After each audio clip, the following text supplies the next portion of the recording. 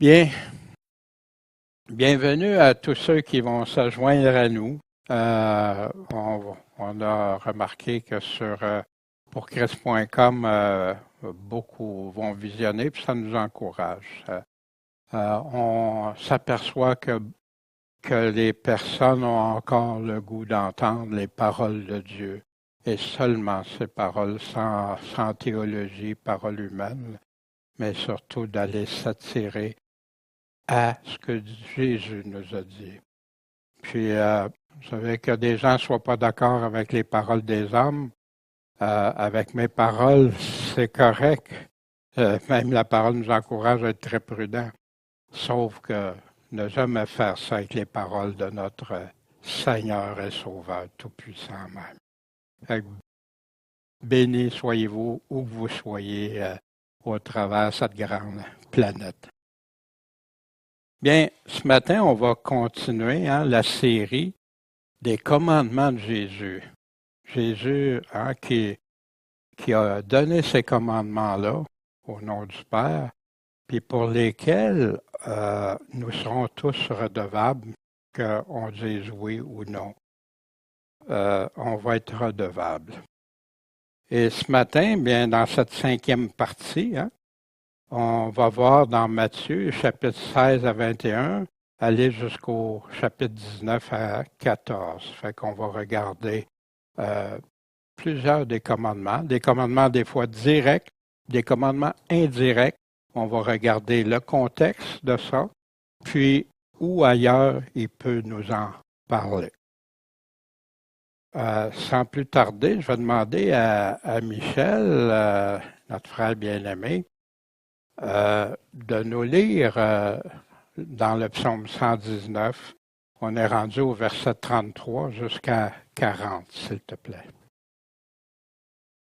Éternel, enseigne-moi la voie de tes statuts, et je la garderai jusqu'à la fin. Donne-moi l'intelligence, et je garderai ta loi. Je l'observerai de tout mon cœur. Fais-moi marcher dans le sentier de tes commandements, car j'y prends plaisir. Incline mon cœur vers tes témoignages, et non vers le gain. Détourne mes yeux de regarder à la vanité. Fais-moi revivre dans tes voies. Ratifie à ton serviteur ta parole, laquelle est pour ceux qui te craignent. Détourne de moi l'opprobre que je crains, car tes ordonnances sont bonnes. Voici, je soupire après tes commandements, fais-moi revivre par ta justice. Bien, merci beaucoup, Michel, pour cette parole à laquelle David était attaché de tout son cœur, qui mettait la parole de Dieu là, vraiment au centre de sa vie, mais en regardant toujours à Dieu, toujours ce que Dieu dit.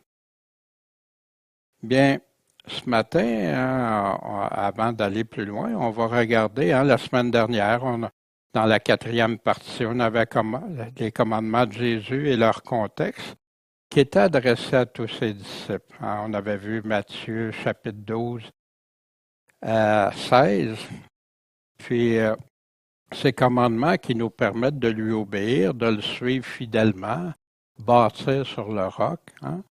C'est ça que Jésus demande. Puis si on fait ça, celui qui m'aime garde ma parole, met mes paroles en pratique, met mes commandements en pratique.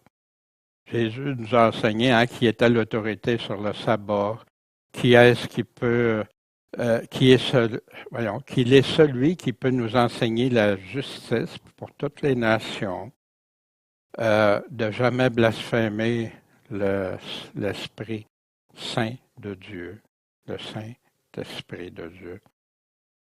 On a parlé des bons arbres qui portent des bons fruits, mais les mauvais arbres portent des mauvais fruits. Il parlait ici autant des enseignants que ceux qui se disent chrétiens. Pour faire partie de la famille de Jésus, qu'est-ce qu'il nous a dit? De l'écouter et mettre en pratique ses commandements. Beaucoup vont dire Seigneur, Seigneur, mais n'auront pas obéi à ses commandements. Je vous ai jamais connu, que Jésus va leur répondre. On a vu la bonne semence dans 4 cœurs différents. puis les fruits que ça va porter et se multiplier, mais seulement pour une catégorie. Et souvent, hein, Jésus nous disait, si vous ne comprenez pas celle-là, qu'il a dit aux disciples, comment vous allez comprendre toutes les autres? C'est le fondement, la base même. Puis, bien sûr, pour porter du fruit, le fruit, c'est un résultat. Pour porter du fruit, il y a des actions, des paroles, des gestes, des travaux. Hein?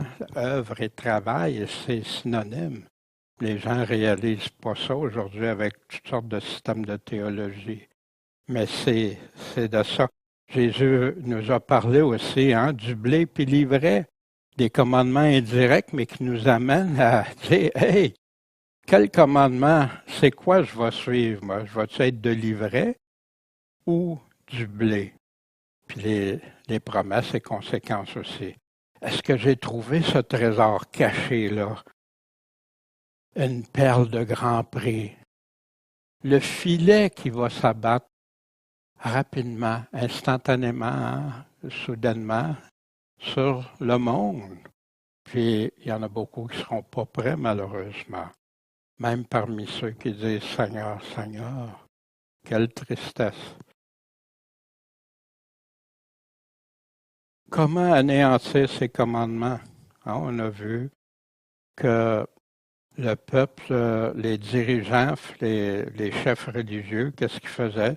Ben, ils prenaient, au lieu d'obéir au commandement de Dieu, qui disait, ben, honore ton père et ta mère, il a besoin, il est mal pris, ben, aide-le financièrement. Non, cet argent-là, c'est Corban, c'est à Dieu, puis non, ça t'annule qu'est-ce que Dieu avait dit d'honorer ses parents.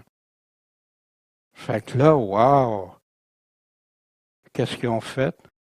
Ils ont ajouté au commandement de Dieu pour leur propre chose.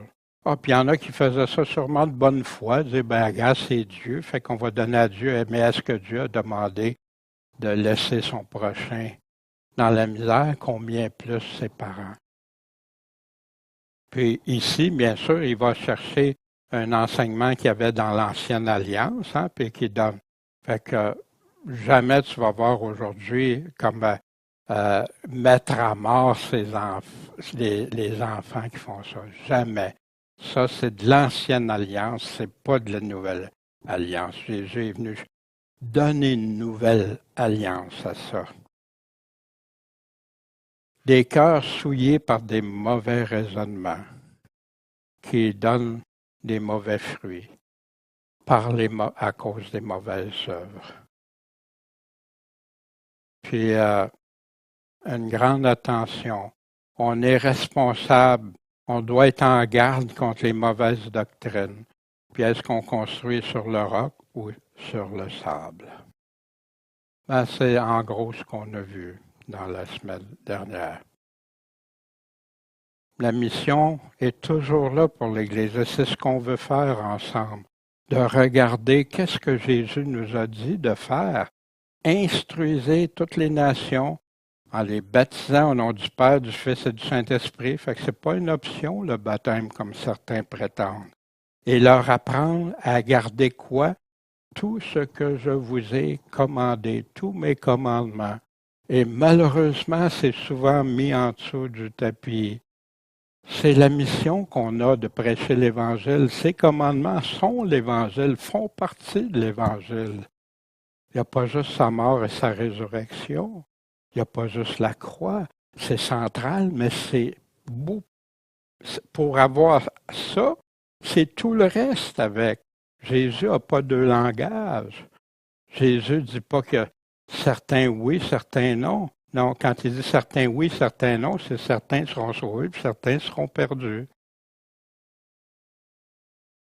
Si quelqu'un m'aime, il va garder ma parole. Celui qui ne m'aime pas, ne garde pas mes paroles. Puis, il est devenu l'auteur du salut éternel pour qui? Pour tous ceux qui lui obéissent, ceux qui obéissent à ses commandements, ce que Jésus nous a laissé. Bien, ce matin, on va aller en 5e partie. Puis en passant, il y en a qui peuvent trouver assez dur tu juges, tu condamnes. Aucunement. Aucunement, c'est Jésus qui nous le dit.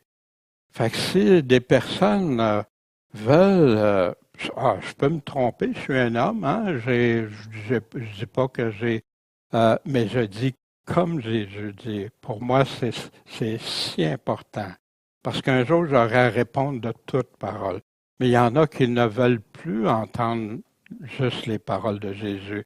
Puis souvent, on a été teinté, comme je l'ai été teinté dans mon esprit, par de la théologie que j'avais entendue répéter, puis qui me faisait que je prenais plus les paroles de Jésus au sérieux. Fait que si jamais c'est votre cas que vous sentez comme wow, c'est pas de l'Évangile, ça, allez regarder vraiment les paroles de Jésus. Mettez toute la théologie, les raisonnements humains de côté, puis faites juste l'écouter. Puis je suis pas là pour vous juger, condamner, loin de là. Ça appartient à Jésus, ça. Ça, c'est pas. Moi, je suis là juste par amour pour vous les partager, pour vous dire, puis comment vous allez mettre les paroles de Jésus. Quelle importance vous allez y accrocher. Fait qu'on va poursuivre, hein, ceux qui veulent être ses disciples et l'aimer. Puis ce matin, chapitre 16, verset 21 à 19, 14. Puis vraiment pour accomplir la mission de Jésus et rien d'autre en arrière-pensée. Donc, débutons au Matthieu chapitre 16. Dès lors, Jésus commença à déclarer à ses disciples qu'il fallait qu'il aille à Jérusalem, qu'il souffre beaucoup de la part des sénateurs, des principaux sacrificateurs, puis des théologiens, scribes, hein, et qu'il fût mis à mort, et qu'il ressuscite le troisième jour. En passant, pourquoi on parle de ça? C'est pour avoir le contexte. Hein? Ce n'est pas un commandement direct. Là, il est en train d'expliquer. Alors, Pierre, l'ayant pris à part, se mit à le reprendre et à lui dire « À Dieu ne plaise, Seigneur.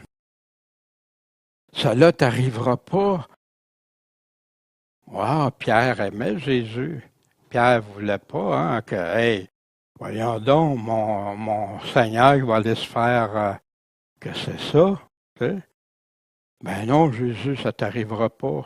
Mais Jésus se tourne et dit à Pierre, arrière de moi, Pierre, non, il l'a appelé Satan. On va voir pourquoi. Tu mets en scandale. Scandale, une pierre d'achoppement. Pourquoi? Parce que tes pensées ne sont pas aux choses de Dieu, mais à celles des hommes. Jésus met l'introduction, la table ici pour qu'on comprenne le contexte. Alors, à ce moment-là, précisément, Jésus poursuit l'enseignement, la pensée. Dit à ses disciples, si quelqu'un veut venir après moi, qu'il renonce à lui-même, qu'il se charge de sa croix et me suive. Pourquoi? Parce que quiconque voudra sauver sa vie, la perdra. Et quiconque va perdre sa vie pour l'amour de moi, la trouvera. Parce que qu'est-ce que ça servirait à un homme de gagner tout le monde s'il perdait son âme? Ou que donnerait l'homme en échange de son âme? Parce que le Fils de l'homme doit venir dans la gloire de son Père. Oui, Seigneur. Viens, Seigneur Jésus. Avec ses anges, et alors il rendra à chacun selon quoi? Selon ses œuvres. Bien, ici, en passant, Jésus va répondre à Pierre, mais non seulement à Pierre, après ça à ses disciples. Puis en passant, le contexte de ça, c'est que Pierre venait de dire juste quelques versets avant, quand Jésus a dit « Qui dites-vous que je suis? » Tu es le Christ, le Messie, le oint, le Fils du Dieu vivant. Wow! Puis là, le Seigneur lui répond, hein, Dieu t'a révélé ça, Simon-Pierre. Hein? Puis pas longtemps après, arrière de moi, Satan. Quel contraste! Quel contraste! Mais ici, Jésus être en train de parler sa mort, la souffrance, puis tout ça. Pierre, non, non, non, faut pas que ça arrive, ça arrivera pas. Mais là, tes pensées sont pas aux choses de Dieu. C'est aux choses du monde. Tu penses pas comme Dieu pense. Puis là, il dit, si quelqu'un veut venir après moi, si tu veux être mon disciple, si tu veux être avec moi, qu'est-ce que tu vas faire? Tu dois renoncer à toi-même. Exactement ce que Jésus renonce à lui-même ici. Qu'il se charge de sa croix, exactement ce que Jésus allait faire, et me suivre, comme j'ai suivi le Père, vous me suivrez. Puis là, si tu veux sauver ta vie, tu vas la perdre. Si Jésus aurait dit non, je veux pas la donner, ma vie, qu'est-ce qu'on ne sait pas, hein? Je ne veux pas aller trop loin dans ça, mais imagine, il nous dit ça à nous, là. Tu veux garder ta vie ici, plus que ta vie éternelle? C'est de ça qu'il est en train de parler ici. Parce que quiconque perdra sa vie pour l'amour de moi. C'est qui ça, quiconque? C'est tous les chrétiens, enfants de Dieu, depuis la venue de Jésus-Christ, à aller jusqu'à aujourd'hui, ceux qui donnent leur vie, ceux qui ont passé au travers de l'Inquisition, ceux qui meurent aujourd'hui à cause de leur foi, juste parce qu'ils disent, moi c'est en Jésus-Christ que je me confie, c'est lui que j'écoute, c'est plus mes religions, c'est plus mes affaires. Il y en a qui se font même tuer pour leur foi. Aujourd'hui, là, dans plus de 50 quelques pays actuellement, il y a plein de persécutions de tout genre. Il va la trouver. C'est là la foi, que même si je perds ma vie, j'ai la vie éternelle. Mais à quoi ça va servir de gagner tout le monde s'il perdait son âme? Souvenez-vous quand Satan a été tenté Jésus. Hein? Qu'est-ce qu'il a fait? Regarde, prosterne-toi devant moi, je vais tout te donner l'autorité sur le monde. Wow, c'était effronté, hein, devant le Fils de Dieu. Mais il a été le tester, l'éprouver, essayer de le faire chuter, que ça devienne une pierre d'achoppement, un scandale. Hein? Imaginez si Jésus aurait. Wow, tu sais, oui, tu sais, on sait bien que jamais Jésus aurait fait ça. Mais c'est le malin en arrière agit. Puis, quand le Fils de l'homme va venir dans la gloire de son Père à son avènement avec ses anges, hein, comme dans Matthieu. Matthieu, il nous dit dans Matthieu 24, 31. Alors il va rendre à chacun selon ce qu'il aura fait, ses œuvres, ses travaux. Puis ici, on a vu l'introduction, le contexte de ça, puis des commandements directs, des indirects, puis on va en venir à la conclusion. C'est répété, hein, on va voir des choses. Pourquoi avoir appelé Pierre Satan? Ça peut être soit que Satan ait influencé cette pensée à Pierre pour continuer à tenter Jésus, mais Jésus, il a dit, c'est pas des pensées, tu penses pas aux choses de Dieu, mais c'est des pensées des hommes.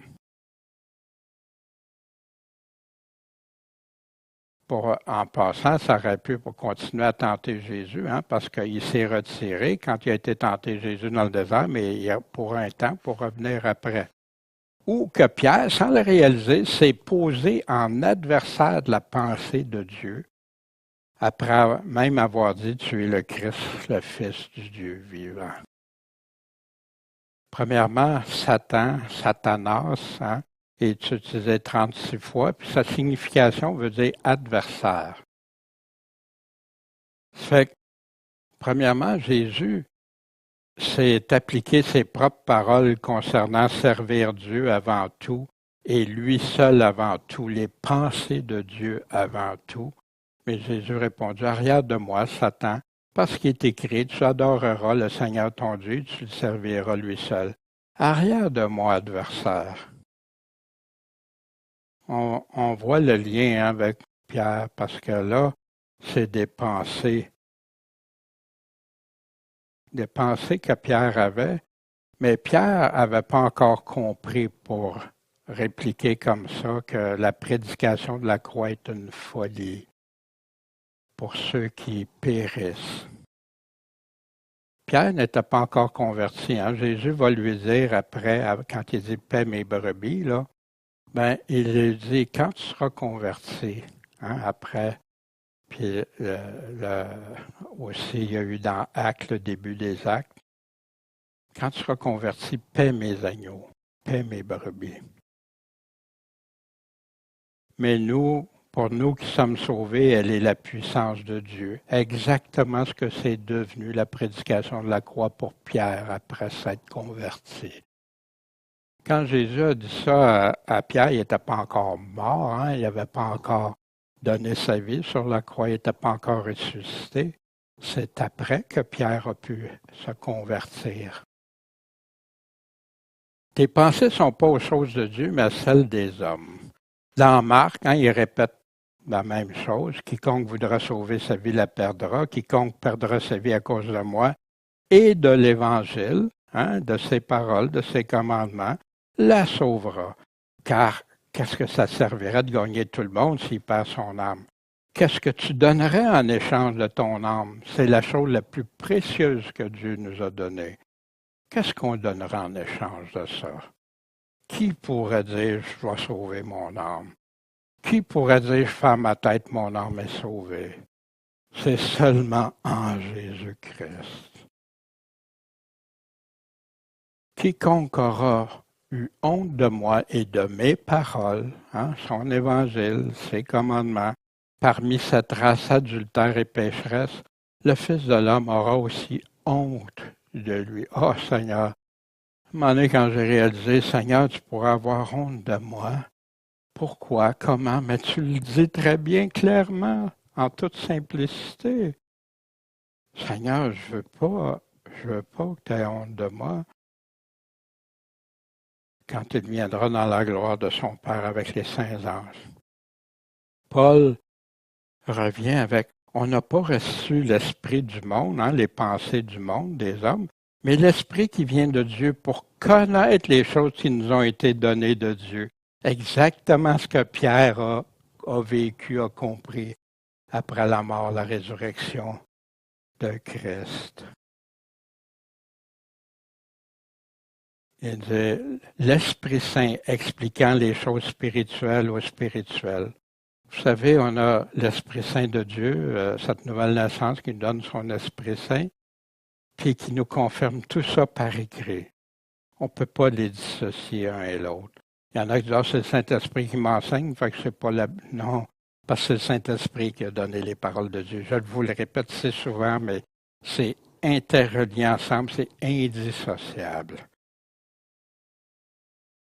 Il explique les choses spirituelles aux spirituelles. L'homme animal, lui, ne comprend pas les choses de l'Esprit de Dieu parce qu'elles lui semblent une folie et qu'il ne peut pas les connaître parce que c'est spirituellement qu'on en juge. Exactement comme Pierre, hein, quand il a dit « Ben non, ça ne t'arrivera pas », puis tout ça, parce qu'il pensait en fonction des hommes, l'homme animal, ici.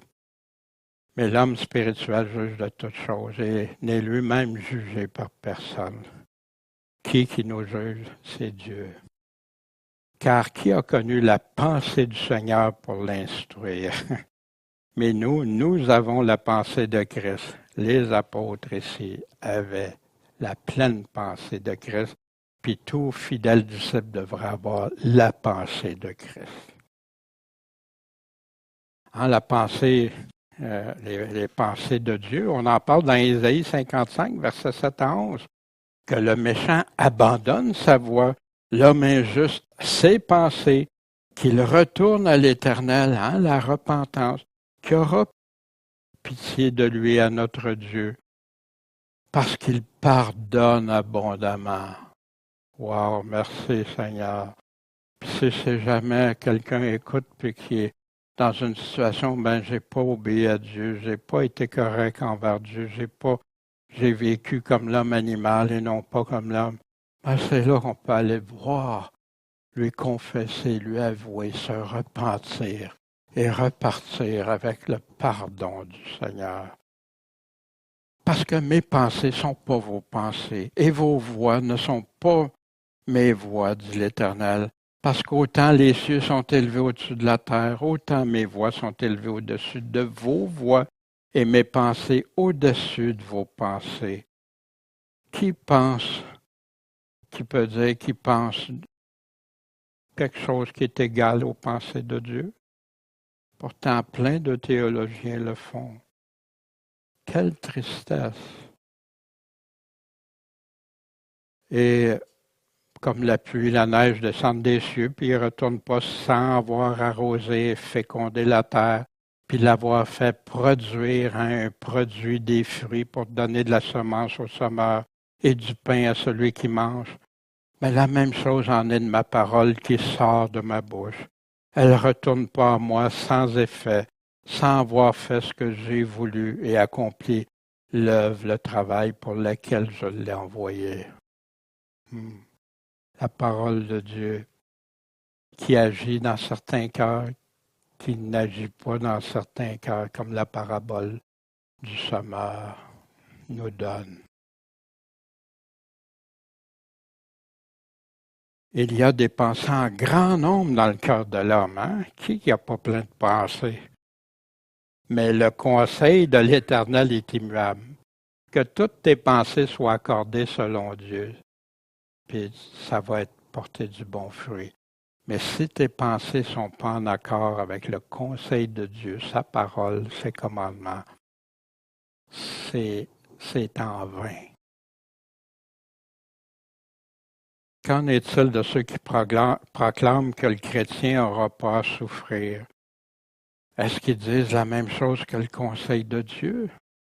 Pierre était dans cette optique-là, hein, avant sa conversion.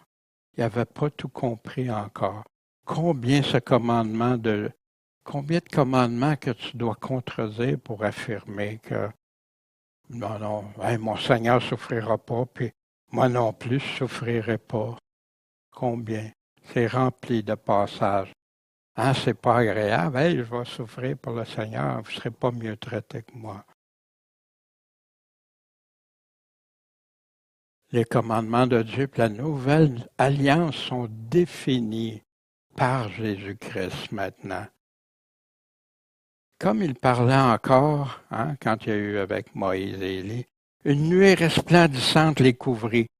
Puis voici, il vint de la nuée une voix qui dit, et ça c'est le commandement qui change tout. Ça ne veut pas dire que tout est plus ce qu'il y avait avant est tout non, mais qui change tout pour un chrétien. C'est ici mon fils bien-aimé, hein, bien-aimé du Père, en qui j'ai pris plaisir. En lui, Dieu a sa complète satisfaction. Écoutez-le. C'est lui que vous devez écouter. Dorénavant, maintenant, c'est lui. Dieu l'a fait à son baptême, le Père l'a fait à son baptême, puis il l'a fait là avec Moïse et Élie.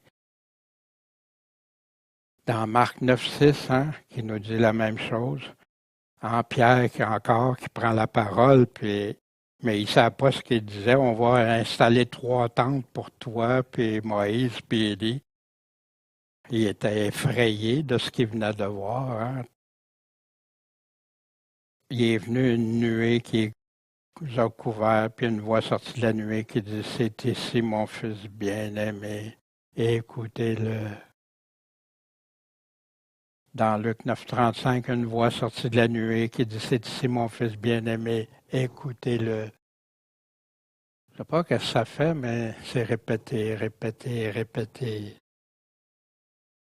Pourtant, c'est passé. Il y en a qui croient qu'écouter-le, c'est juste écouter les choses qui font l'affaire, les bonnes choses, les promesses, mais sans les avertissements. Quelle tristesse. Écoutez-le.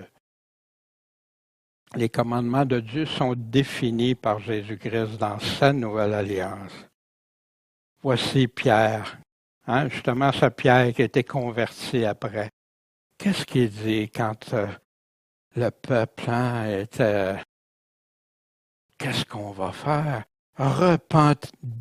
Repentez-vous et convertissez-vous afin que vos péchés soient effacés, que des temps de rafraîchissement viennent de la part du Seigneur, qu'il vous envoie celui qui vous a été annoncé auparavant dans l'Ancienne Alliance, dans l'Ancien Testament, Christ Jésus, que le ciel doit recevoir jusqu'au temps de rétablissement de toutes choses, hein, jusqu'à sa prochaine venue.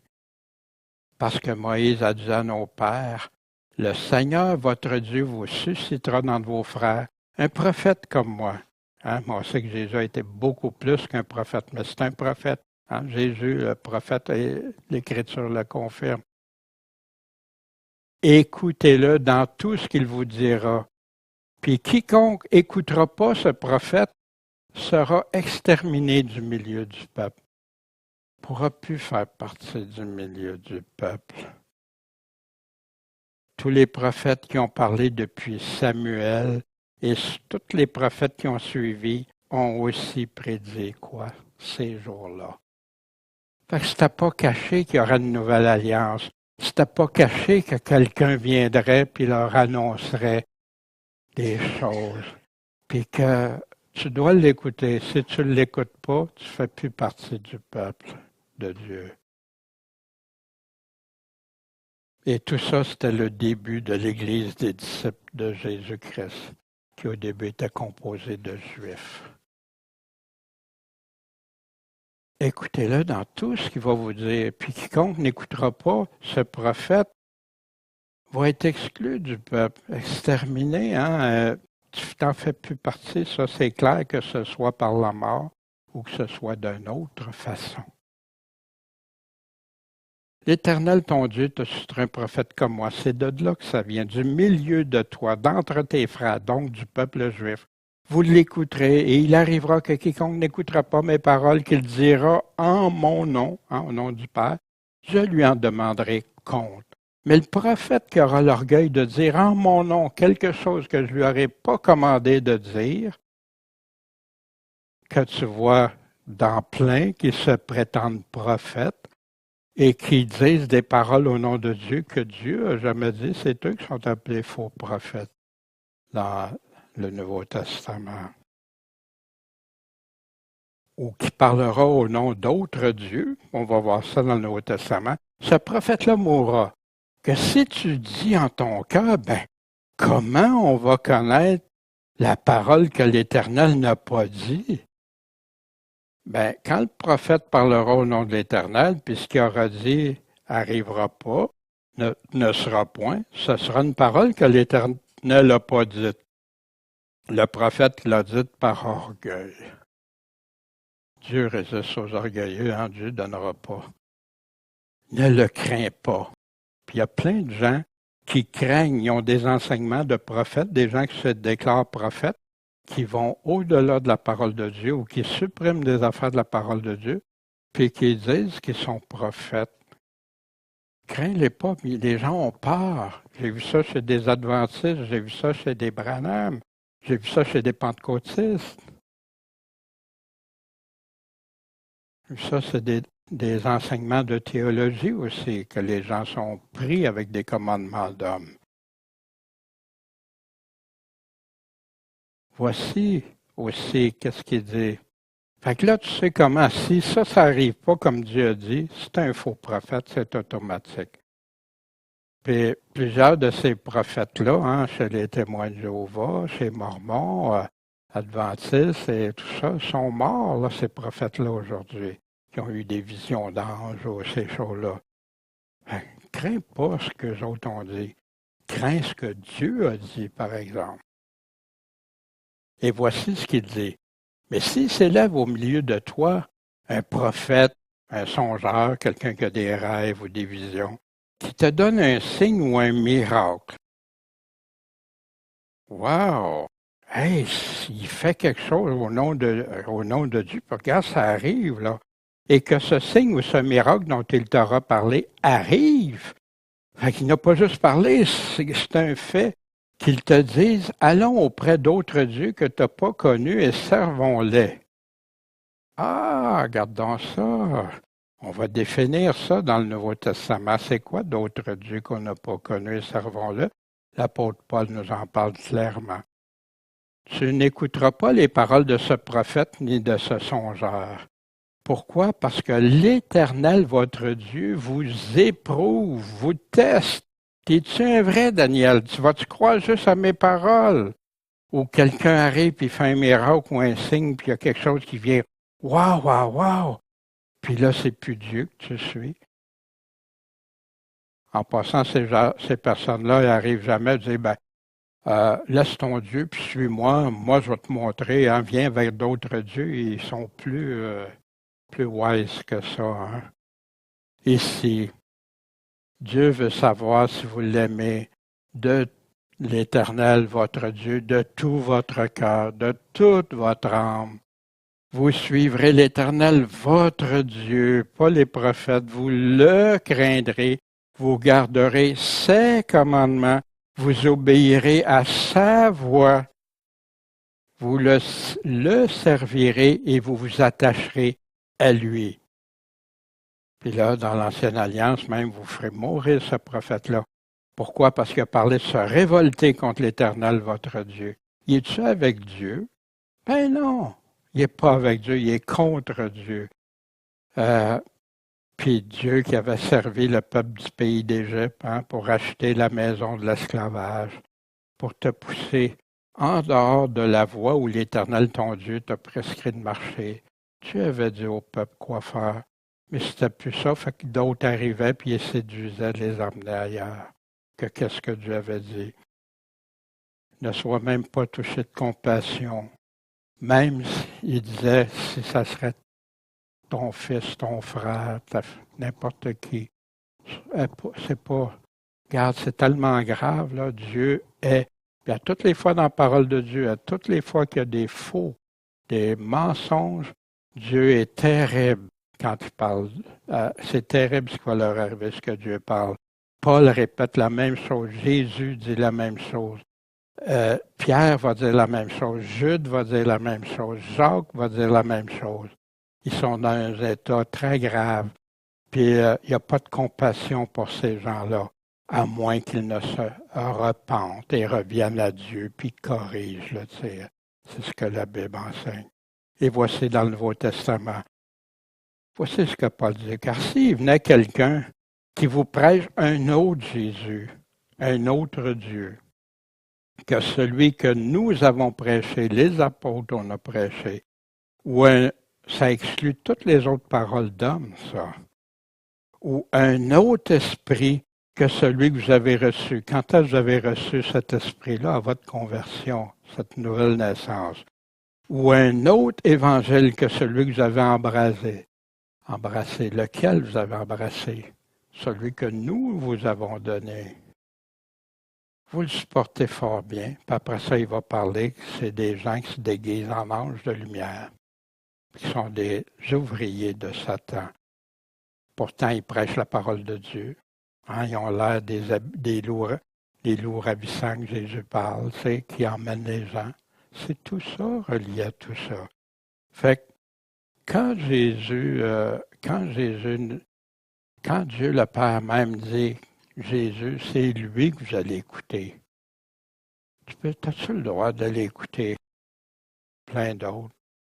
Oui, on peut écouter ceux qui nous prêchent juste l'Évangile, juste la parole de Dieu, le vrai Jésus, pas juste un Jésus bonasse, mais sans avertissement, un Jésus qui fait juste des promesses, puis les avertissements, c'est plus pour toi.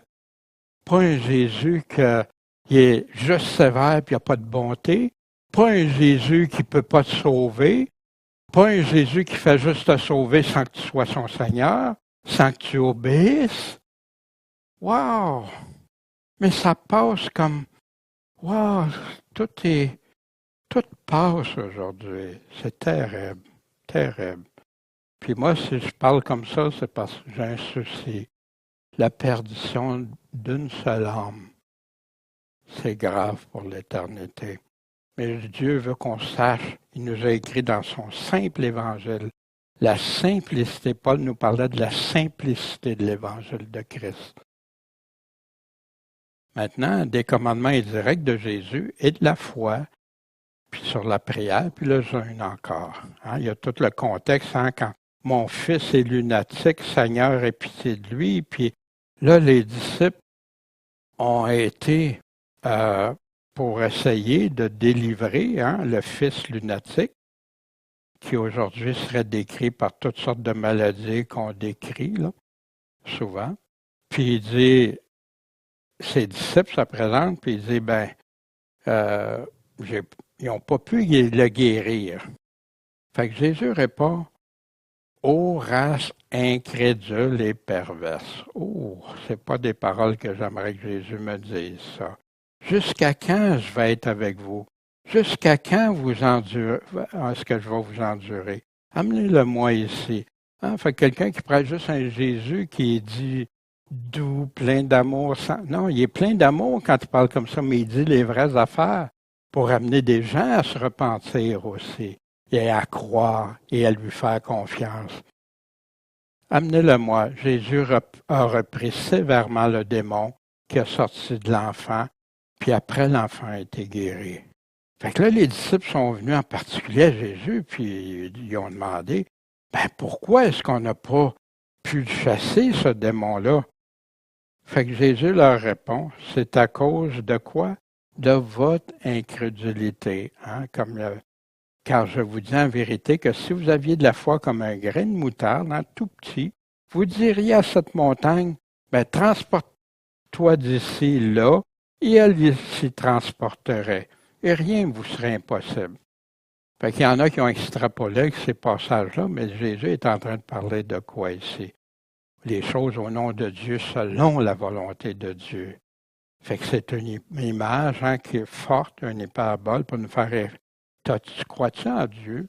Tu es incrédule, là. Tu crois-tu que c'est possible à Dieu de faire quelque chose ici? Puis, mais les disciples, ils ont prié, mais ça n'a pas marché. Ils ont intervenu, ça n'a pas marché. Fait que Jésus conclut.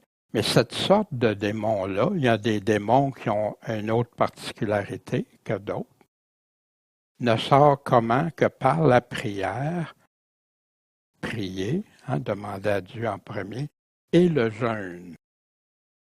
Le jeûne vient renforcer ici la prière. Fait que Jésus leur explique très clairement, il y a des démons, puis ça c'est pour nous autres aussi, des fois, quand tu dois prier, puis jeûner si tu veux qu'il y ait aussi, que Dieu réponde à ça. Les commandements de Jésus, puis l'humilité. L'humble est celui qui est le plus grand devant Dieu. Dans Matthieu 18, versets 1 à 11. À cette heure-là, les disciples sont venus à Jésus et lui dire, qui est le plus grand dans le royaume des cieux? Pensée de l'homme, moi, j'aimerais ça être le top, comme dans le monde. Et Jésus, ayant fait venir un enfant, il le met au milieu d'eux. Ça, c'est un enseignant, ça. Un super enseignant, Jésus. Qu'est-ce qu'il fait ici? Il prend quelque chose d'une image, quelque chose qui représente. Puis il dit, je vous dis en vérité, si vous vous convertissez pas, et si vous ne devenez comme des enfants, qu'est-ce qui arrive? Vous n'entrerez pas dans le royaume des cieux. Deux conditions ici que Jésus pose. C'est pourquoi quiconque s'abaissera comme cet enfant. De quoi il parle ici? De l'humilité d'un enfant. Oh, vous pourriez me dire aujourd'hui, il y en a bien des enfants qui n'ont plus d'humilité. Ça, c'est souvent la société qui leur enseigne à devenir des rois et non pas rester humbles. Mais on en voit encore souvent des enfants humbles. C'est quiconque va s'abaisser comme cet enfant qui ne se prendra pas pour un autre, qui va être humble. Celui-là est le plus grand dans le royaume des cieux.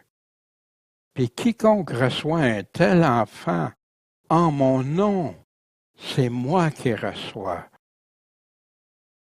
Mais si quelqu'un scandalise un de ces petits qui croient en moi, il vaudrait mieux pour lui qu'on lui attachât une meule au cou puis qu'on le jette au fond de la mer. C'est tellement grave que Jésus nous dit. Malheur au monde à cause des scandales, des occasions de chute. Il est nécessaire, il est vrai qu'il arrive des scandales. Y en a-tu des scandales? C'est plein depuis le monde, depuis la chute d'Adam, aller jusqu'à aujourd'hui, puis de plus en plus de nos jours. Vous avez juste écouté les nouvelles, scandale par-dessus scandale, par-dessus scandale. Ça s'amplifie tout le temps. Mais malheur, oui, ça va arriver, mais malheur, la responsabilité va à l'homme par qui le scandale arrive. Si ta main ou ton pied te fait tomber dans le péché, fais quoi? Coupe-les. Hein? Et on va. Non, c'est encore une hyperbole pour montrer toute l'importance d'accorder aux paroles de Jésus ici, qui va trancher comme une épée tranchante. Coupe-les, jette-les loin de toi, parce qu'il vaut mieux que tu entres boiteux ou manchot dans la vie que d'avoir tes deux pieds, tes deux mains, puis d'être jeté dans le feu éternel, le lac de feu. Si ton œil te fait tomber dans le péché, arrache-le, jette-le loin de toi. Débarrasse-toi de ce qui peut être une occasion de chute pour ton âme. Parce qu'il vaut mieux que tu entres dans la vie n'ayant qu'un œil que d'avoir deux yeux puis d'être jeté dans la géhenne du feu, qui appelle le feu éternel. Ici, c'est très clair. Puis ailleurs, il nous parle, ça va être jeté dans le lac de feu. C'est ça qui va être éternel. Prenez garde de ne mépriser aucun de ces petits. Pourquoi? Parce que je vous dis que dans les cieux, leur ange voit sans cesse la face de mon Père qui est aux cieux. Fait que les anges, les serviteurs, les messagers de Dieu veillent sur ça. Ils voient ce qui se passe, puis ils le rapportent devant Dieu. Jusqu'à temps que Dieu va dire, wow, ça suffit, là. Là, vous avez fait déborder ma colère. Parce que le Fils de l'homme est venu pour sauver ce qui était perdu. Souvent, on prend juste ce verset-là pour l'exposer, mais on ne dit pas. Mais ici, il te dit, si tu veux être sauvé, là, coupe ce qui est de péché en toi. Débarrasse-toi du péché pour ton âme, pour le salut de ton âme. Les commandements de Jésus, puis les péchés dans l'Église. Si ton frère a péché contre toi, bien oui, ça arrive-tu, ça? Ben oui. Il parle à qui ici? À des chrétiens. Puis on va voir pourquoi il parle à des chrétiens. Jésus lui-même va le dire. Si ton frère a péché contre toi, va, puis reprends-le entre toi puis lui seul. Ça, c'est d'être intègre. Ton frère, ta sœur t'a offensé. Premièrement, regarde si toi, tu ne fais pas pareil. Regarde si c'est vraiment un péché ou si c'est juste ton orgueil qui est touché ou quelque chose comme ça. Mais si ton frère, ta sœur a péché, va, reprends-le, règle ça entre les deux. Va pas plus loin. S'il t'écoute, tu vas pas plus loin parce que tu as gagné ton frère. Oui, je reconnais que j'ai péché contre toi, Michel. Je reconnais que j'ai péché contre toi, Eric. Ou à ma femme, ou ouais, je demande pardon. Ben, merci de me l'avoir dit. Ça fait pas toujours plaisir sur le coup, mais merci, je vais réfléchir, puis je te demande pardon, puis ça va. Mais si ça marche pas, prends avec toi encore une ou deux personnes pour que tout soit réglé sur la parole de 2 ou 3 témoins. On se sert de ça même en cours de justice. Que s'ils ne daignent pas les écouter, dis-le à qui? À l'Église. Fait que donc, c'est des chrétiens qui font partie du corps de Christ, l'Église. Puis, Là, si la personne, après ça, qui a péché, ne daigne pas écouter l'Église, ben regarde-le comme un païen, un non-croyant, un péager.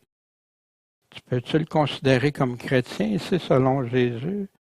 Non, parce que la personne s'entête à marcher dans un péché, puis elle a eu plusieurs étapes pour l'amener à la repentance.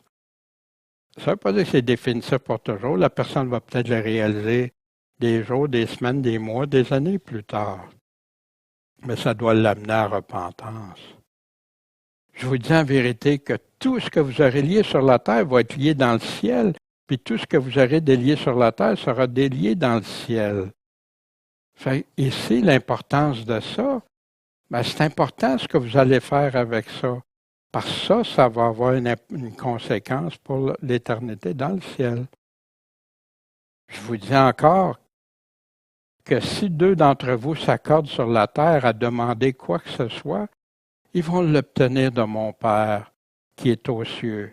Car où il y a 2 ou 3 personnes assemblées en mon nom, je suis là au milieu d'elles. Des fois, c'est juste des petits groupes. L'Église, le corps du Seigneur, des fois, c'est des petites assemblées maisons, tout petits. Des fois, mais 2 ou 3. Puis, accordez-vous, mais il faut que ce soit quoi? Selon la volonté de Dieu. Un chrétien, la parole nous l'explique clairement que si tu demandes quelque chose, c'est pas en dehors de la volonté de Dieu, c'est toujours. Fait qu'ici, on comprend quoi du commandement de Jésus? Si un péché, fais les démarches. Enterre pas ça, fais comme si rien n'était. Va en parler une fois avec 2, 3 personnes ou à toute l'assemblée. Si la personne ne veut rien savoir et elle s'entête dans son péché, ben non, traite-les comme si c'était un non-croyant. Puis après ça, ben 2 ou 3 sont réunis en mon nom. Moi, je suis là au milieu de vous. Mais Jésus va continuer. Les commandements de Jésus, puis le pardon. Fait que là, Pierre s'approche et dit, Seigneur, combien de fois je vais pardonner à mon frère quand il va pécher contre moi?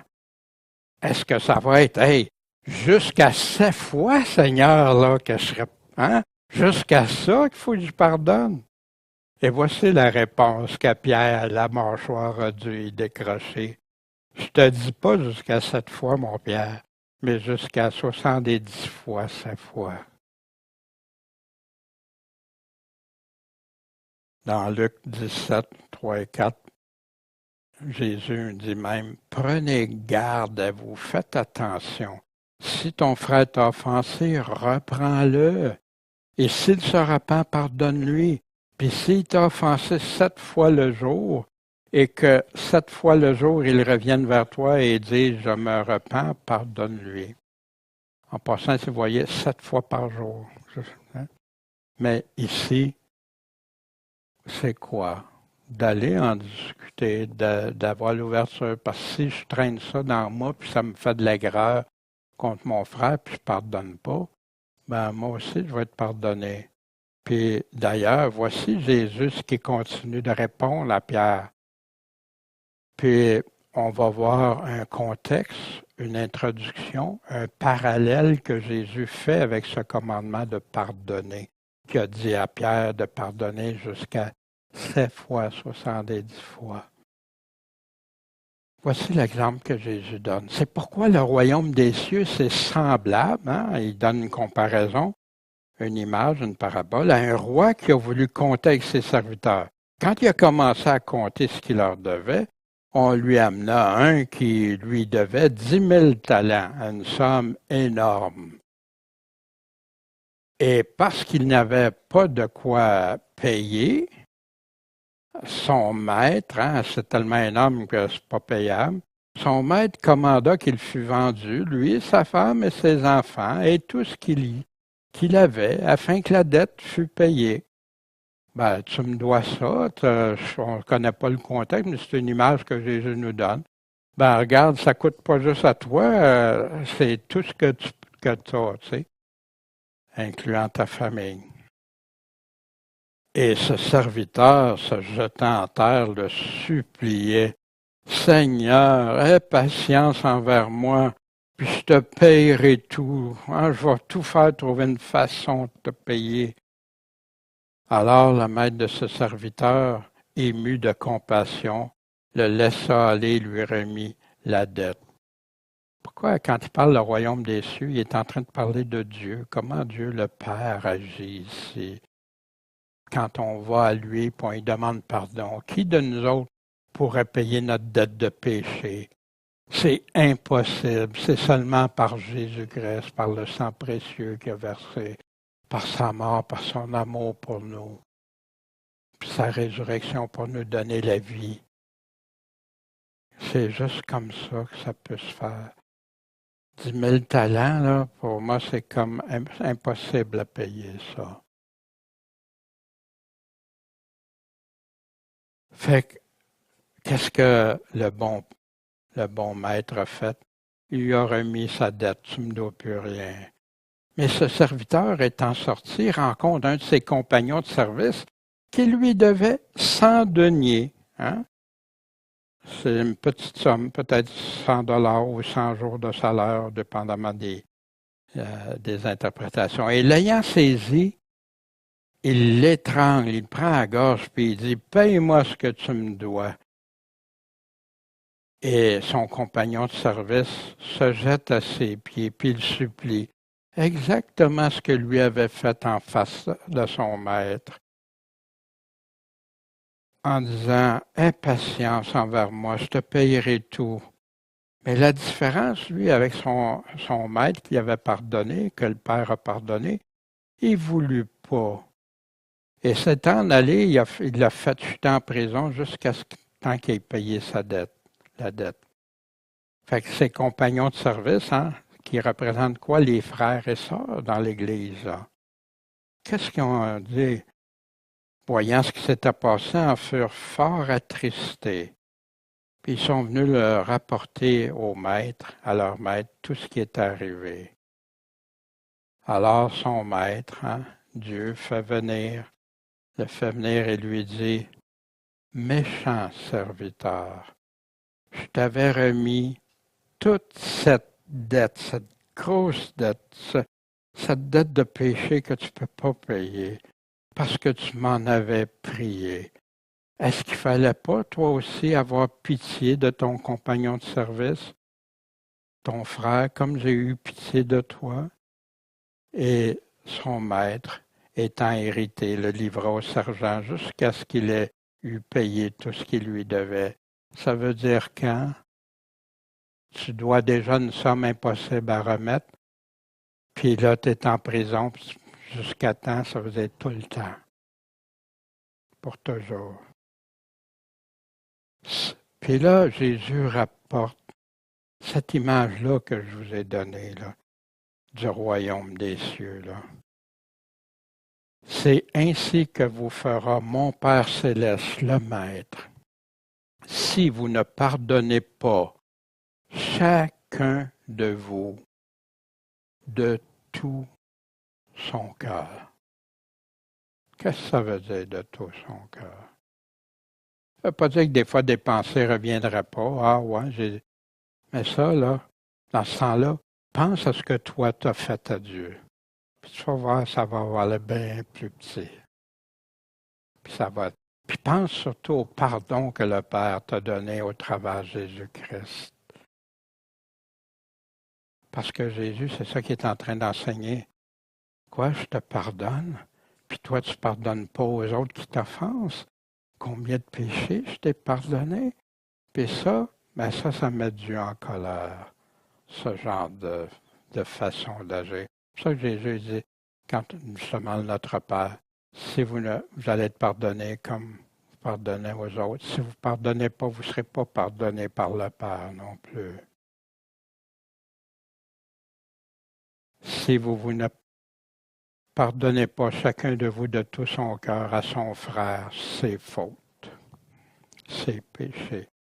Fait quel commandement ici que Jésus nous a donné au début d'une forme indirecte par une image, puis qui arrive à la fin avec un commandement direct, clair, net et précis, qu'on ne peut pas changer.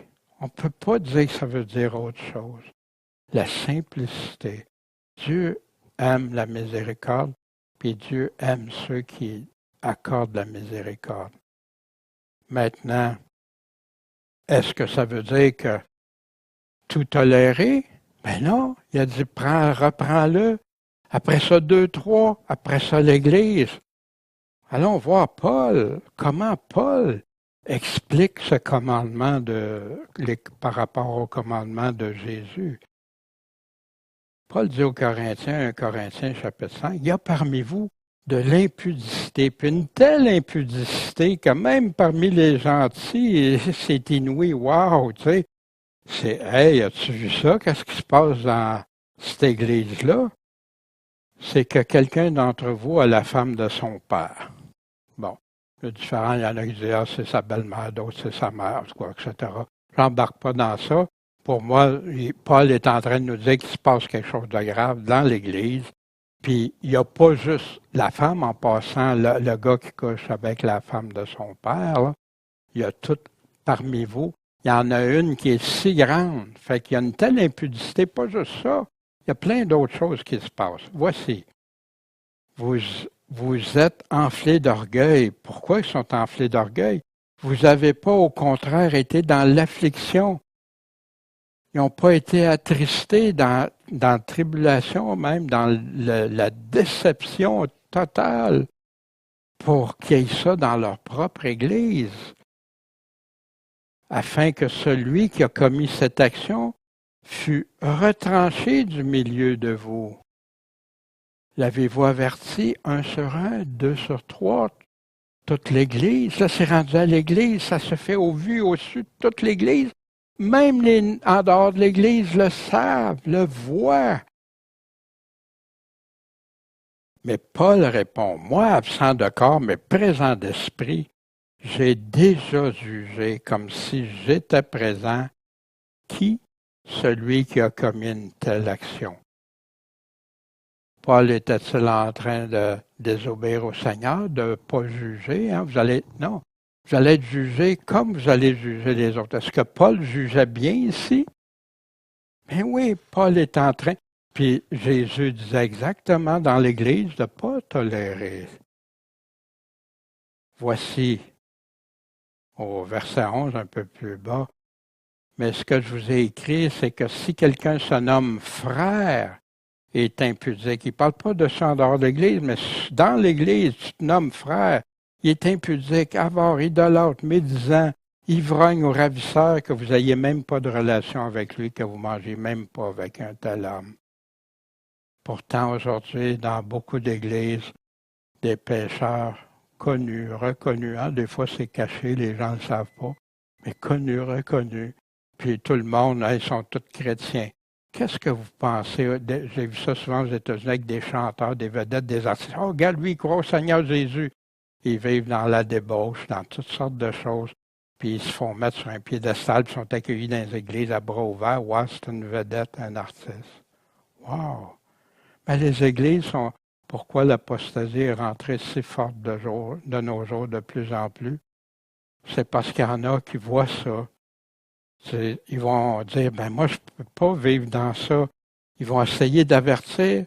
Ils se font traiter de légalistes. Ils vont se faire même taire par le conseil de l'Église.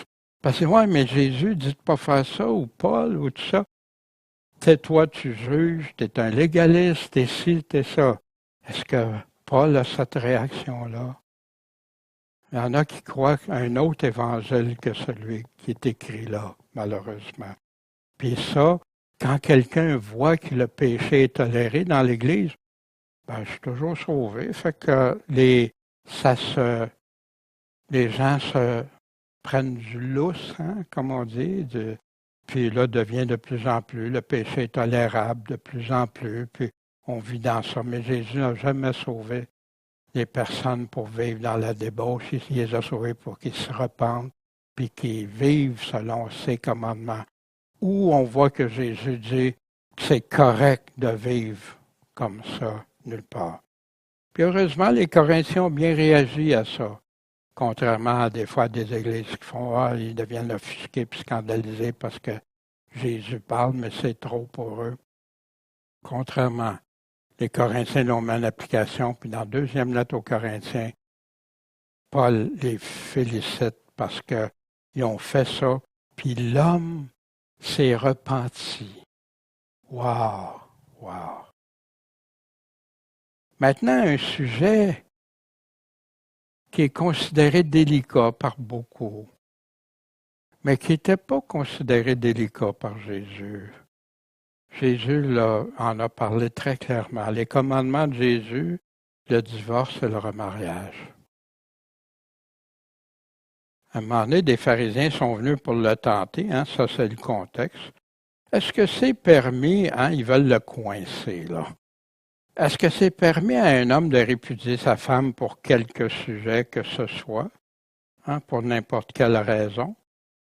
Fait que Jésus il répond, vous n'avez pas lu que celui qui créa au commencement fit un homme, une femme, et qu'il a dit, à cause de cela, l'homme quittera son père et sa mère et s'attachera à sa femme, et les deux seront une seule chair. Hein? Vous avez lu ça dans la parole de Dieu? Ainsi, ils ne sont plus deux, mais une seule chair. Ce que Dieu a joint, a uni, que l'homme ne le sépare donc pas. C'est clair, hein? Jésus est clair, non, il ne faut pas. Fait que là, ici, il lui dit, fait que là, pourquoi donc Moïse a-t-il commandé de donner une lettre de divorce à la femme et de la répudier? Hein? Parce que Moïse en était venu avec ça à cause de ce qui se passait.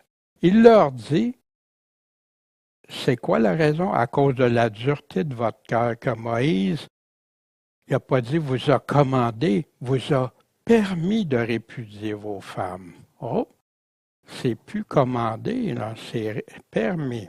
OK. Mais c'était pas comme ça au commencement.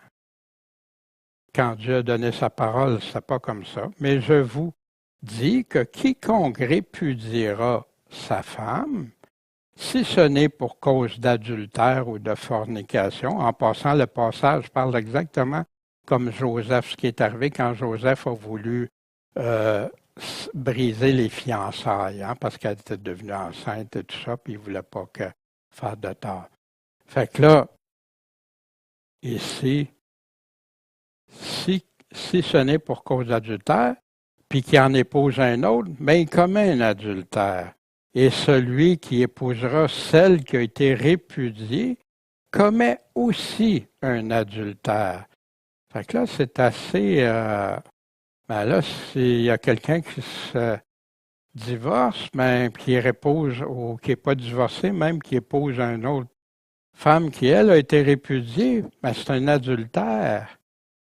OK. Fait que souvent, il y en a qui accrochent juste sur... sauf pour cause d'adultère. Mais on va voir, Jésus va continuer avec ça. Fait qu'ici, ses disciples ont dit, si c'est ça la condition de l'homme, de s'unir à la femme, il ne convient pas de se marier, on est aussi bien de ne pas se marier, si c'est ça. Hey, ils se sentaient comme, on est coincé, on ne peut plus faire rien. Voici. Il leur répond, tous ne sont pas capables de cela, mais seulement ceux à qui ça a été donné. Car il y a des eunuques qui sont nés comme ça, du ventre de leur mère, hein? Probablement comme Paul, ou quelqu'un, il y en a qui ne peuvent pas avoir d'enfants, c'est déjà... il y en a d'autres que c'est par la main de l'homme, hein? Exemple, les rois, c'était très populaire chez les rois, hein? Ils faisaient ça pour enlever la possibilité qu'ils couchent avec leur femme ou leur concubine qui devait servir. Puis, il y en a qui se sont fait eunuques eux-mêmes. Pourquoi? Pour le royaume des cieux, pour leur salut. C'est pas pour... Attends, on va voir, parce que s'ils sont adultères, ils deviennent adultères. Aucun adultère ne connaîtra le royaume des cieux, que Paul dit, que Jésus explique, puis tout ça. Ici, il y en a qui se sont fait une qu'eux-mêmes. Pourquoi? Pour le royaume des cieux. Que celui qui peut comprendre ceci le comprenne. Parce que beaucoup ne s'arrêtent pas à vouloir comprendre. Jésus nous dit souvent que celui qui a des oreilles écoute. Alors on voit un passage parallèle dans Marc 10. Alors les pharisiens sont venus et lui demandèrent pour l'éprouver, toujours, est-il permis à un homme de répudier sa femme?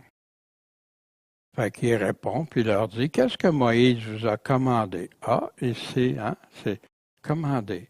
Il lui dit, Moïse a permis d'écrire une lettre de divorce et de répudier. Moïse a dit, c'est correct.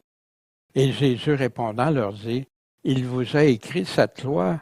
Pourquoi? Cette loi, en passant, il n'a pas dit que c'était tout dans la loi. Pourquoi? À cause de la dureté de votre cœur. Mais au commencement de la création, Dieu ne fit qu'un homme et qu'une femme. C'est pourquoi l'homme quittera son père et sa mère et s'attachera à sa femme. Et les deux seront une seule chair. Ainsi, ils ne sont plus deux, mais une seule chair. Donc, que l'homme ne sépare pas ce que Dieu a uni, a joint. Et les disciples l'ont interrogé encore sur ce sujet, puis il a répondu quoi? Quiconque, ça veut dire quiconque, répudiera sa femme et en épousera un autre. Parce que oui, des fois c'est arrivé des circonstances de répudier. Oui, c'est arrivé de la séparation, comme Paul va nous parler, mais ce n'est pas une ouverture pour se remarier. Voici. Il a répudié, puis en épouse une autre. Qu'est-ce qu'il fait? Il commet un adultère à son égard. Et si la femme quitte son mari et en épouse un autre, elle commet un adultère. Fait que c'est l'égalité des sexes, il n'y a pas de distinction. Mais qu'est-ce que Jésus dit? Mais vous savez, ces commandements-là ont pris le bord souvent dans des églises. Il y en a qui disent c'est trop dur, les paroles de Jésus sont trop dures. Il y en a d'autres, les pasteurs même sont remariés. Puis les femmes sont encore là, puis même des pasteurs très réputés. Comment un pasteur pourrait aller enseigner ça? Puis ici, pas en train de juger qui que ce soit. Puis si jamais c'est dans votre position, mettez ça devant le Seigneur. Mettez-vous en règle devant le Seigneur. C'est pas moi qui va juger, condamner ou quoi que ce soit. C'est à Dieu qu'on va rendre des comptes. Voici Paul et les commandements de Jésus sur le divorce puis le remariage. Donc, je dis à qui? À ceux qui ne sont pas mariés puis aux veuves. Il n'est pas en train de parler aux mariés ici. Qu'il leur est avantageux de demeurer comme moi. Mais s'il manque de continence, qu'ils se marient parce qu'il vaut mieux se marier que de brûler. Fait que c'est deux interprétations qui arrivent souvent. Brûler, c'est juste brûler de désir, ou il y en a d'autres qui disent non, c'est brûler pour la perdition. Quant à ceux qui sont mariés, fait que voyez-vous, il fait une grande distinction. Ceux qui ne sont pas mariés, puis ceux qui sont veuves, eux autres peuvent se remarier, ceux qui sont veuves ou qui ne sont pas mariés. Mais ceux qui sont mariés, voici ce qu'il dit. Je leur prescris, je leur commande. Mais là, il ajoute, non pas moi toutefois, c'est pas mon commandement à Paul ici. C'est quel commandement? Mais le Seigneur, ça vient du Seigneur. Qui est le Seigneur ici? Paul a pris ça dans les paroles de Jésus. Voici que la femme ne se sépare pas de son mari. Puis là, il rajoute, si elle se sépare, parce que ça arrive, des fois, il y a des circonstances malheureuses. Des fois, c'est même de la violence ou de l'abus même d'enfants ou des choses comme ça. Ça se peut que la personne n'ait aucun choix. Voyons, il y en a qui disaient, non, tu continues à rester. Non, il y a des circonstances que la personne doit prendre. Des fois, c'est le mari, des fois, c'est la femme. Voici qu'est-ce qu'il dit, qu'est-ce que le Seigneur commande. Si elle se sépare, qu'elle demeure sans se remarier, ou, si c'est possible, s'il y a eu repentir, s'il y a eu la situation a changé, la personne, tout ça se réconcilie avec son mari. Fait que c'est un ou l'autre. Non, c'est fini à vie parce que la personne s'est jamais repentie, elle veut pas, ou s'il y a une réconciliation avec son mari. C'est pas écrit divorce, hein, se séparer. Et que le mari ne quitte pas sa femme. Fait qu'ici, qu'est-ce que Paul parle du mariage? Que tu n'as pas le droit de te remarier. Puis plus loin, il parle de ça. C'est juste quand tu es veuf ou tu es célibataire que tu peux. Célibataire, tu peux te marier. Puis veuf, tu peux te remarier. C'est le seul cas dans la Bible qu'on trouve que tu peux te remarier dans le Nouveau Testament. Voici ce que c'est intéressant, ce que Paul prêche dans Romains 7. Hein, il est en train de parler que nous, on est morts sous la loi de Moïse, qu'on est mort puis que maintenant on appartient à Christ. Fait que si son enseignement doit vraiment être blindé. Parce que s'il y a une erreur dans ce qu'il va nous dire, ça veut dire que tous les Juifs, les pharisiens, les chefs religieux auraient pu tout contredire Paul puis montrer, regarde, il ne sait pas de quoi il parle ou il dit une fausseté là ou quelque chose. Allons voir ce qu'il nous dit. Frères, savez-vous pas, hein? Parce que je parle à des personnes qui connaissent la loi, hein? Vous connaissez la loi? Que la loi n'a de pouvoir sur l'homme que pendant qu'il est en vie. OK? Quand je suis mort, il n'y a plus de loi, là. Je répondrai, tu sais, mais j'ai plus de loi. Ça. En effet, la femme qui est mariée est liée par la loi à son mari tant qu'il est vivant. Tant qu'il est en vie, que tu sois séparé ou pas, c'est comme ça. L'homme et la femme, aussi, on va voir. Mais si le mari meurt, elle est dégagée de la loi du mari. Elle est veuve, elle peut. Il n'y a plus de loi qui tienne la loi du mariage sur elle. Donc, si durant la vie de son mari, elle épouse un autre homme, elle sera appelée comment? Adultère. Ben oui, ton mari est encore vivant, peut-être t'épouses quelqu'un d'autre. Mais si son mari meurt, elle est affranchie de la loi, de sorte qu'elle n'est pas adultère. Elle a le droit de se remarier. Comme Paul disait, il disait à vous, aux veuves, hein, que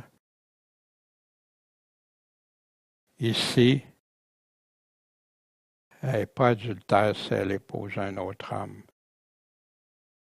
Vous aussi, mes frères, vous êtes morts à la loi par le corps de Christ, pour être à un autre savoir, à celui qui est ressuscité des morts. Dans quel but? Afin que nous portions des fruits pour Dieu. Encore les fruits. Hein? Que des gens disent que c'est du légalisme. Mais ici, pas le légalisme.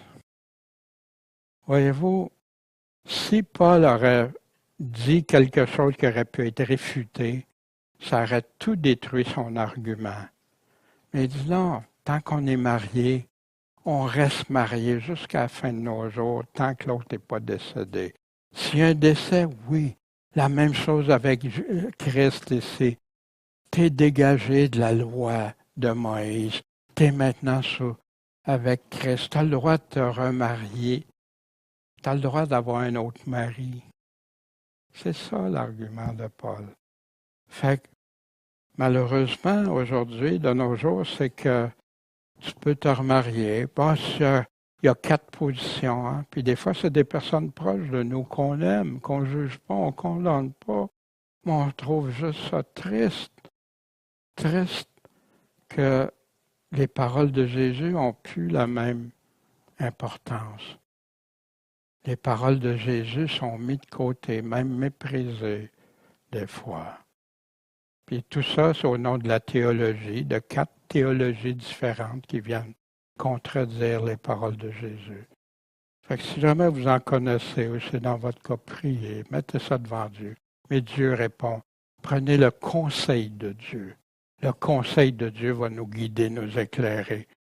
Puis oui, des fois, ça fait mal.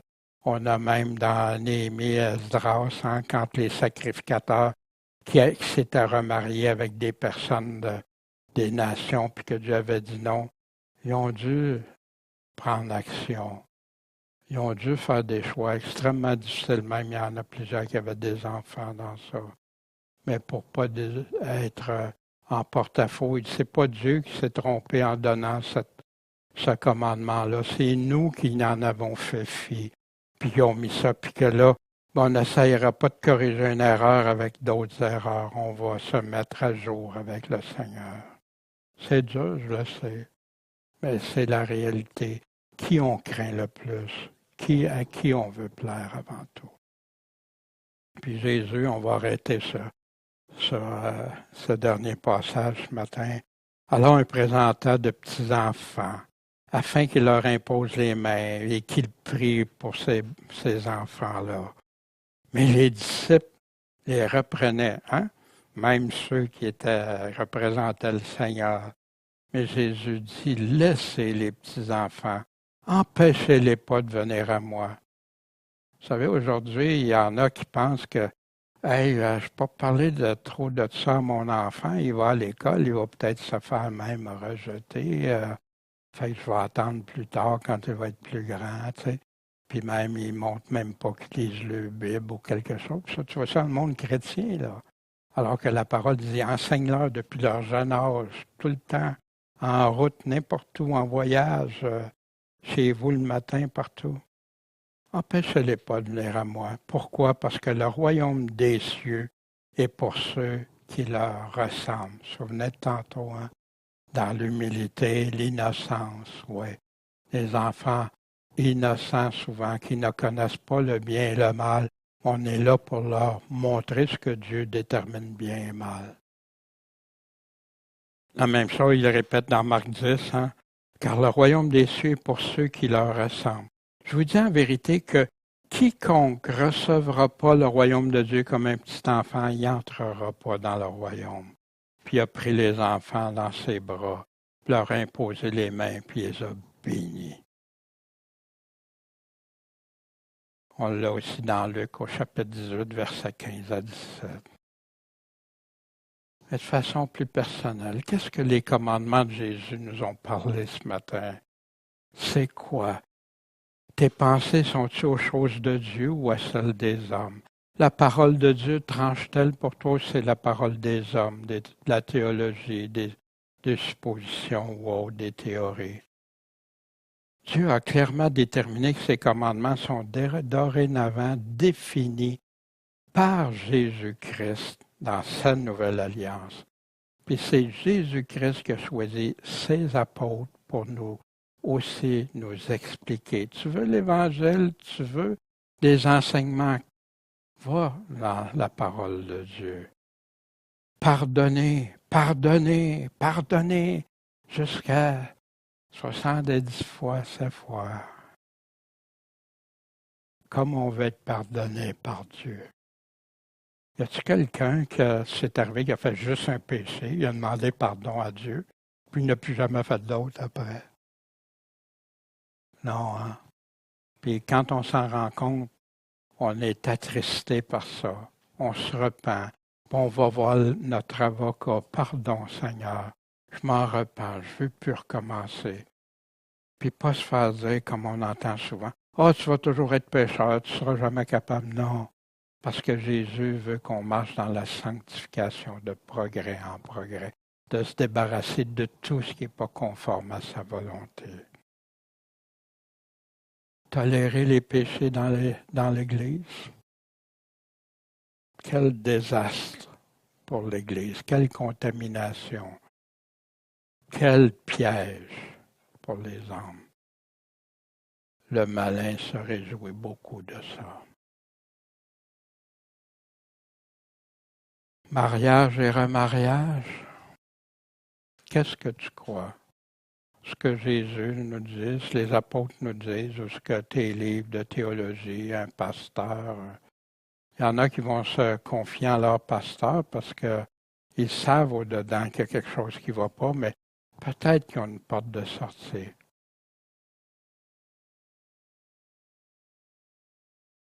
Es-tu comme un petit enfant, dans l'humilité, marcher avec Dieu humblement, dans l'innocence, sans traîner tous ses péchés? Puis, souvenez d'un seul petit commandement qu'on peut mettre de côté ou pas enseigner pour être le plus petit dans le royaume des cieux? Y en a-tu un qu'on peut enlever?